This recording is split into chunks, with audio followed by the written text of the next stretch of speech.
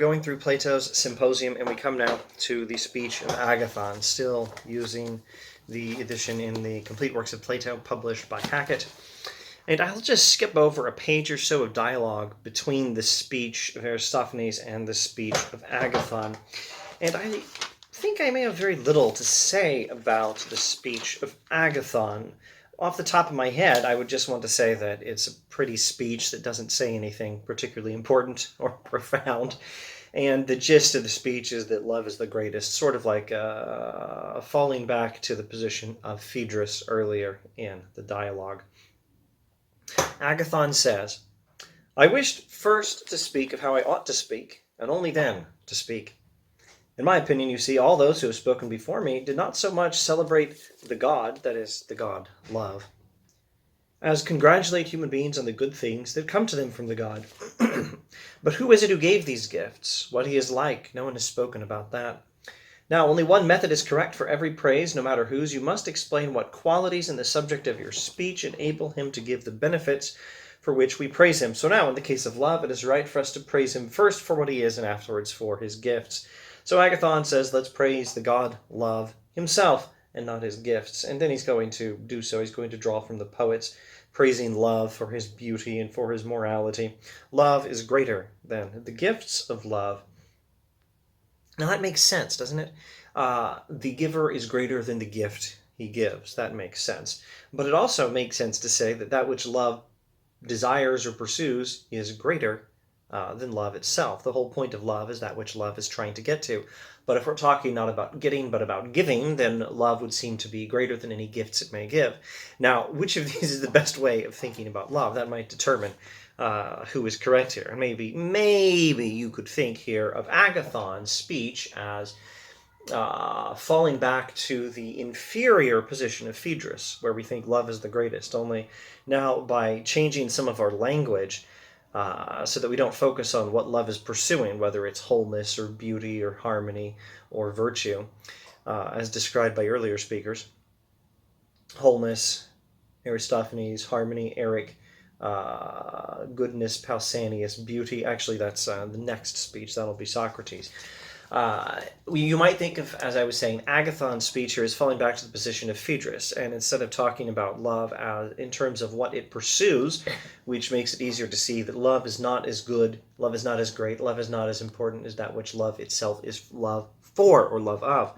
Instead of doing that, we now talk about the gifts of love, which seem to imply that love is the greatest. So now we have maybe an argument that love is the greatest, or maybe just a shift in our language that leads to the illusion that love is the greatest. And it might be a good interpretation to say that that's exactly what's going on here. By shifting our language a bit, we're falling back to the mistake of Phaedrus, not understanding that love is inferior to that which love pursues.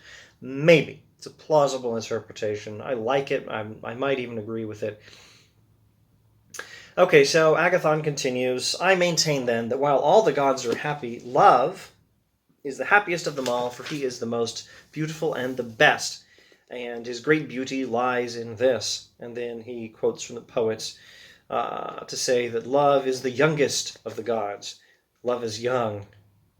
Besides being young, he is delicate, and he quotes from the poets on that. He is youngest then, and most delicate. In addition, he has a fluid, supple shape. And he elaborates on that. And the exquisite coloring of the skin of love. The way the god consorts with flowers shows that. It's so funny. Enough for now about the beauty of the god, though much remains still to be said. After this, we should speak of love's moral character. The main point is that love is neither the cause nor the victim of any injustice. And so then, again, appealing to the poets, Agathon is going to talk about how love has the virtues. Love has the virtue of moderation and the virtue of courage or bravery, and the virtue of justice and the virtue of wisdom. And love is a great poet.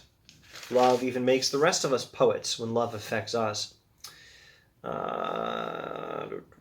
Etc., etc. And then he gives a lovely speech, well, it's all part of the same speech, a lovely paragraph or so, praising love in eloquent terms. And then he says, This, Phaedrus, is the speech I have to offer. Let it be dedicated to the god.